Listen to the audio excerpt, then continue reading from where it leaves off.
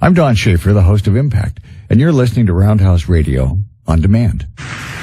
This is Roundhouse Radio at 98.3 in Vancouver. We are also online at roundhouseradio.com. This program is called Impact. My name is Don Shafer, and with us in our studio in Railtown is Anita Kwong, who's a commissioner of Tu Chi Foundation, which was founded in 1966 by a female Buddhist monk, Dharma Master Cheng Yen. Is that right?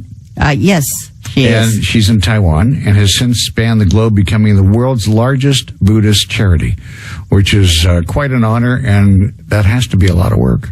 Oh, yes, it is. Also, good evening, Tom. Good afternoon, Tom. Whatever it is. Yeah. Can you talk about the organization? Well, the organizations, like you said, it was founded in 1966. It was founded by the Master Dharma Cheng Yen in a remote little village in Taiwan called Hua Nian. It was initially supported by her 30 disciples who were basically housewives. And she asked them to save 50 cents each day from their grocery monies so that they can constitute a donation fund. Because by that time, the economy was very poor and lots of people needs the help. I read somewhere that the 50 cents a day, or the small amount of money that they saved, turned into millions of dollars. Yes. So right now, the organization has developed into an international organization with chapters all around the world, over 50 countries. And right now, we have over 10 million members. Well, like you said, because the amount was so impressive small by that time, so it inspired lots of followers. I was interested. I read a note that said you have 170 female monks at the Tu Chi monastery, and while they're doing all of this, they're still expected to support themselves. Oh, yes, because Master, she wants to support themselves without using those donations, because the money donated, she wants it to go exactly to the needed. So they raise them their own livings by working hard. They have their farming. They have all those manufacturing products. And Master, she has her own publications, so the copyrights will support part of the livings too.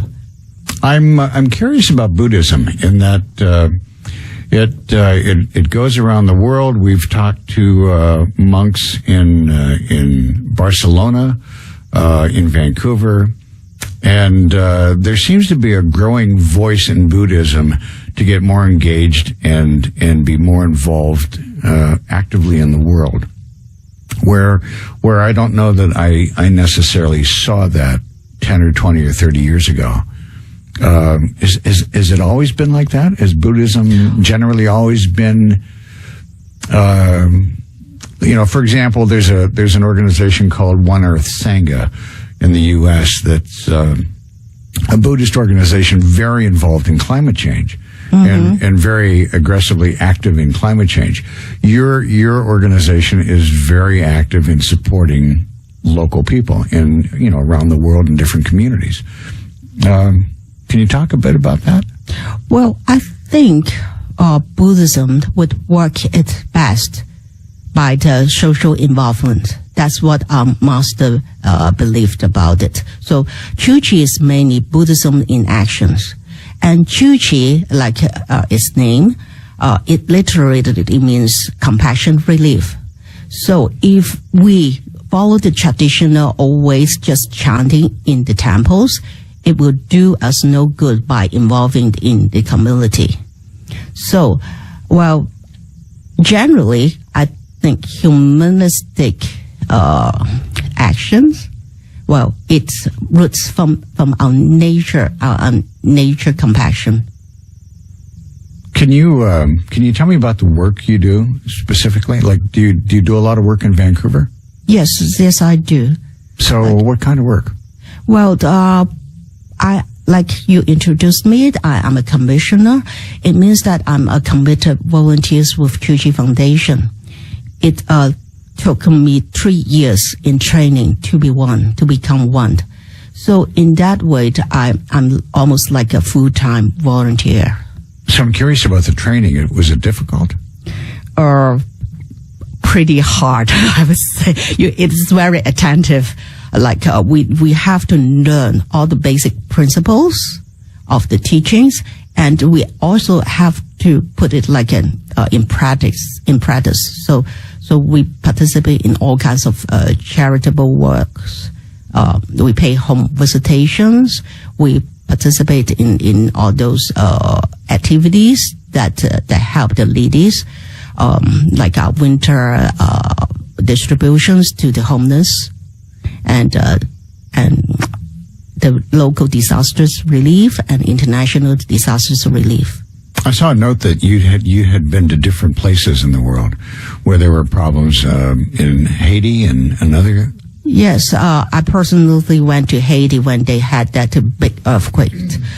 So because I'm the ESS coordinator, so it's my job to go there. Do you coordinate with other organizations like the Red Cross and different groups? Well, because ESS is the Emergency Social Service, it's part of the EMBC, that is the Emergency Management of BC, and Chi Chi Foundation is part of the supporting NGO. So we try to help in all aspects as much as we can. So because I'm kind of trained it, so we went to all those disasters areas to carry out our works, because we have to follow there's a procedure, a protocol for that is designed by our headquarters in Taiwan. So first we need to assess directly the disasters situations, because we try to utilize all the donation money, and we want to deliver it every cent to all those people really need it. So after the assessment, we make registrations of all these families who were really, really in need. And then we try to get the materials locally at the disasters areas around the area that is less affected. So it also helps the surrounded economy in that way. Besides, well, if we get locally, we save a lot of transportation issues. We hear a lot about the Red Cross, showing up everywhere, but it's never really dawned on me that the Tuchi Monastery or the foundation and other organizations would be side by side with the Red Cross, working and helping in those disaster areas. And I guess that's quite common. That's just the way it works. Well, we also collaborate with Red Cross. So in Haiti, they are called the Red Crescents. So it is, I think they is like an agents. Red Cross is not recognized in Haiti, because it's a separate entity. So it is Red Crescents there. Yep. And we try to say collaborate in different ways. So I would say we in supplement to each other's efforts. So, I could ask a dozen different questions, but one of the things that strikes me from the Emergency Relief Council or seminar that was held here about a month ago was the amount of organizations that are doing good work around the world and in our community to help those that are disadvantaged, and they were all overwhelmed with the amount of people needing help around the world. And not having enough resources. Do you find yourself in that position? In certain way it is. So that's why we try to target. What we mean by targets is like we try to utilize all the resources that can go to the most needed. That's why we need the assessment. So instead of broadly dilute the resources, we concentrate them and make them to the most priority group. This is Roundhouse Radio at 98.3 in Vancouver. We're online at roundhouseradio.com. In our studios today is Anita Kwong, who's the commissioner of the Tu Chi Foundation, which was founded in 1966. We're going to take a short break and come back after this. Vancouver to me is all the great restaurants that are available. Whether I'm grabbing a samosa on Main Street or a quick burger in Yaletown, Vancouver is home to so many different kinds of great restaurants. Vancouver to me is walking from stage to stage at the Vancouver Folk Fest on Jericho Beach with my beach hat and chair, excited to see who's playing next. Vancouver to me is Roundhouse Radio. Roundhouse Radio. Roundhouse Radio, 98.3 Vancouver. Our city, your voice. If you've just come by, this is Roundhouse Radio at 98.3 in Vancouver, and we are online at roundhouseradio.com. In our studios is Anita Kwong, who's a commissioner of the Tu Chi Foundation, which was founded in 1966 by a female Buddhist monk, Dharma Master Cheng Yen, in Taiwan, and has since spanned the globe, becoming the world's largest Buddhist charity, which is quite phenomenal. But we were just talking off microphone that it feels like a burden as much as a gift. It seems to be a big burden if you look at the scale of it, especially the scope of works it covered. But for me, it is a blessing. Personally, especially when you deliver relief of suffering. In Vancouver, it says that you proudly serve the Vancouver community with the mandate to provide medical care, education, cultural, humanitarianism, disaster relief, community volunteer programs, and environmental conservation. So, I'd not quite, considered Buddhist activism in so many different ways. And it's probably having read the Pope's encyclical where he calls the world and all organizations to join in and help. What do you do specifically in Vancouver? Well, in Vancouver, we follow the mandates for, like you have listed out. And for charitable work, we try to help all those needed, like homeless and low-income families, and even refugees families, way beyond the Syrians coming. So you don't have to be a Buddhist? I don't need to be. Okay. I was a Catholic before, I have to admit. Okay. But how about the people that you help? We help regardless of races, gender, and nationalities, and religious beliefs. Can you talk about the Blue Sky Project? Oh, the Blue Sky Project. It is actually an extension of our bursary program. Because we cover the education part. So, we try to give bursaries to, various, school districts. But, eventually we found out that, there are a lot of children who went to school without taking breakfast at all. Mm-hmm. So, the teachers, reflects to us that if a kid is hungry, they cannot concentrate on learning. So locally, we do have a couple of breakfast program, but no one personally attends the students. So we try to join the school in that part. So the Blue Sky Project is more like a breakfast program for all those vulnerable students. The question I have is that, and I have to figure out how to frame this, is that there seem to be a lot of organizations focusing on kids that go to school hungry. Mm-hmm. So you're not the only organization. No, we are not. So how do you coordinate that? How do you make sure that you're not duplicating the same effort in the same school? How do you coordinate with I'll bet you there's a dozen different organizations that are helping kids in different communities. How do you navigate through that? Well, I would say there's always a hole in everything. Okay. So it is not all covered by in every spot. Do the schools tell you where the holes are? Does somebody guide you?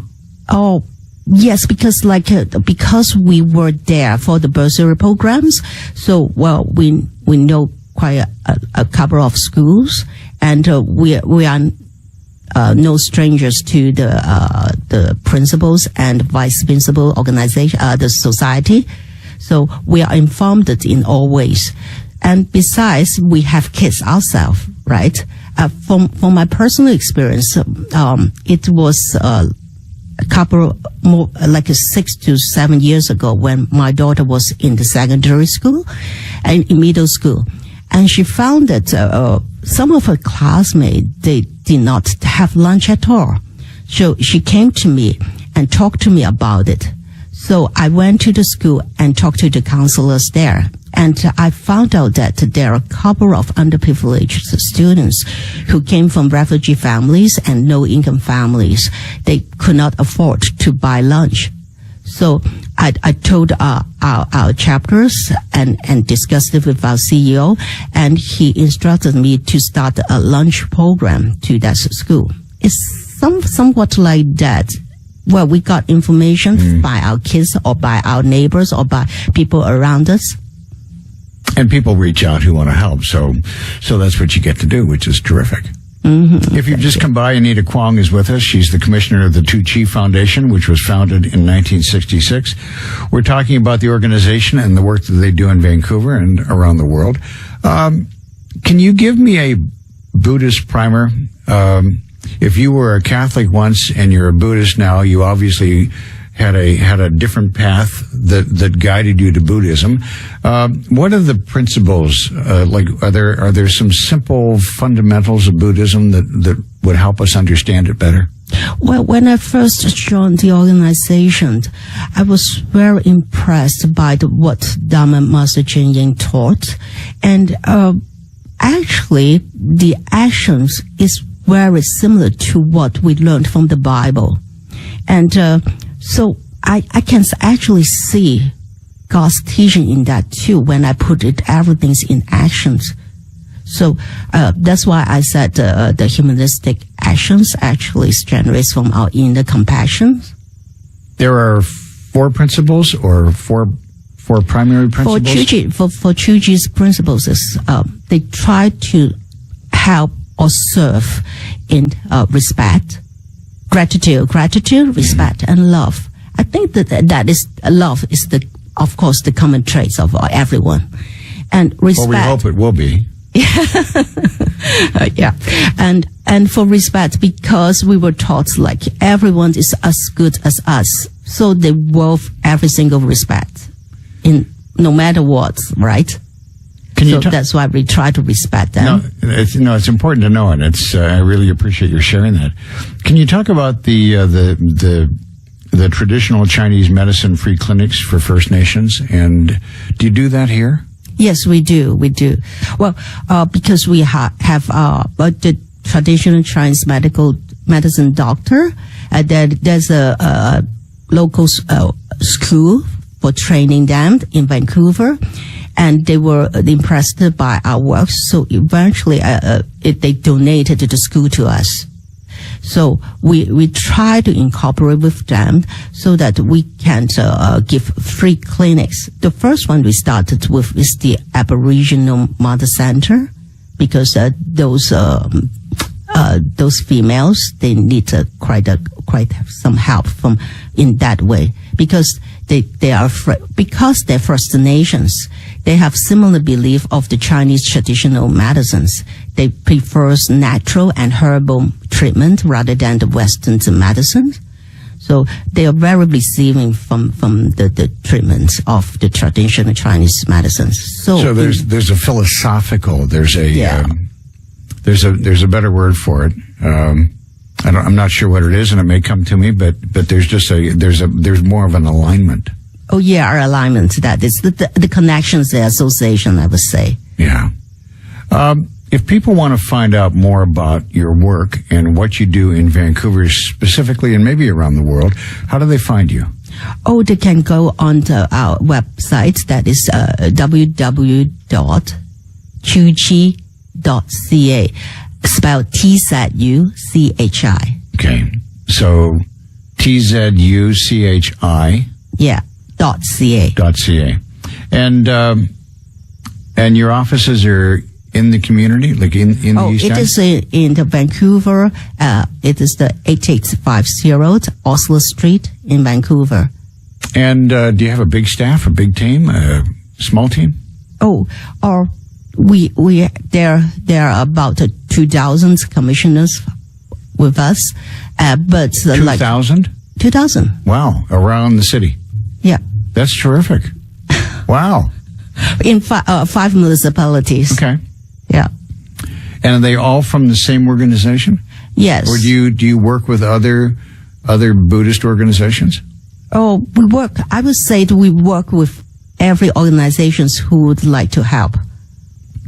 So as we close, are there any comments or parting thoughts you'd like to share?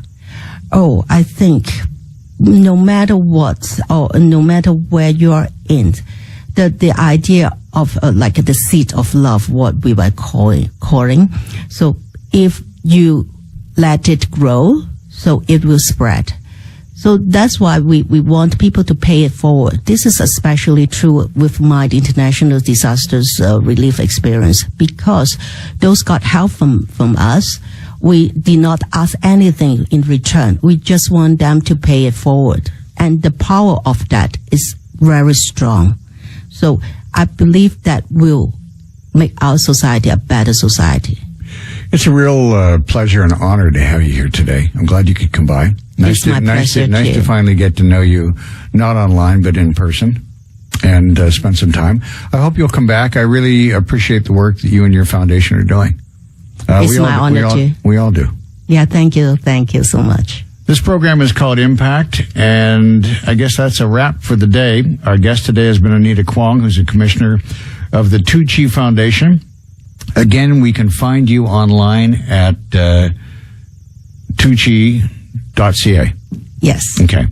Again, it was founded in 1966 by a female Buddhist monk, and it's just grown to be a very large organization that helps people around the world and in Vancouver. So, again, we thank you. This is Impact at 98.3 in Vancouver, online at roundhouseradio.com.